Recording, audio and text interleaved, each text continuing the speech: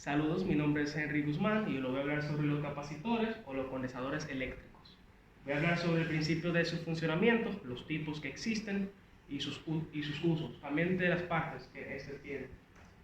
El principio de funcionamiento de un condensador es simplemente una parte de un circuito eléctrico que se utiliza para almacenar electricidad en forma de un campo magnético.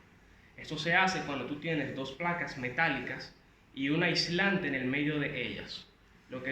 Si tú conectas esto a un circuito eléctrico, lo que termina ocurriendo es que estas placas comienzan a conseguir cargas eléctricas de misma magnitud, pero diferentes valores, es decir, positivo y negativo, y la carga es guardada.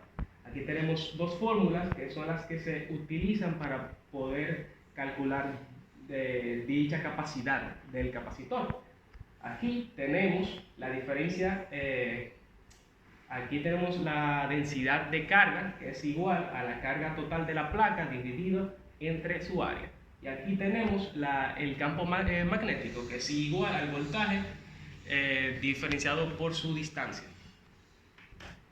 Las partes, como había dicho, son las dos placas metálicas que tiene el capacitor, disculpa, y el dieléctrico o el aislante que está en el medio. También tiene una tercera parte que viene siendo el shell.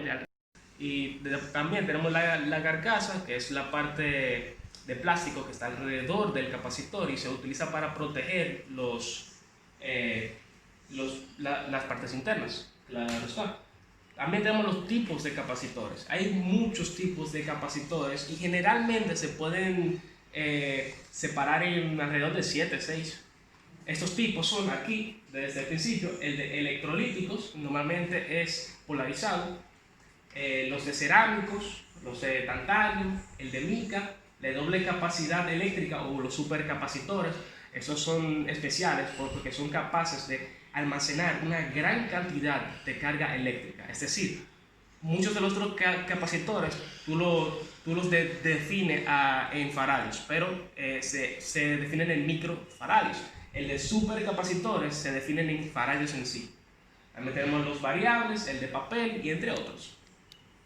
Cada uno de estos se utilizan en diferentes circuitos eléctricos porque tienen diferentes propiedades. Algunos son más resistentes al calor y a las temperaturas altas, otros son más resistentes a los cambios de voltaje que pueden suceder dentro del circuito eléctrico, etc.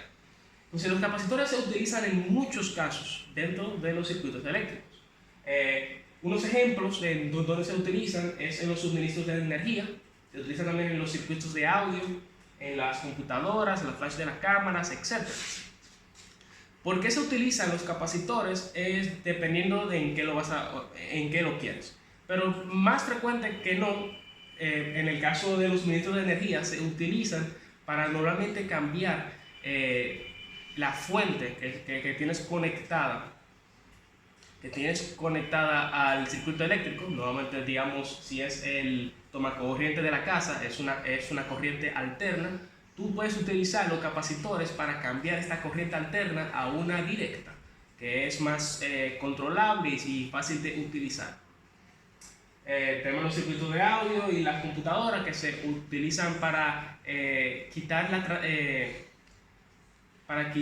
la interferencia eléctrica que sucede dentro de estos circuitos, y también en muchos otros casos.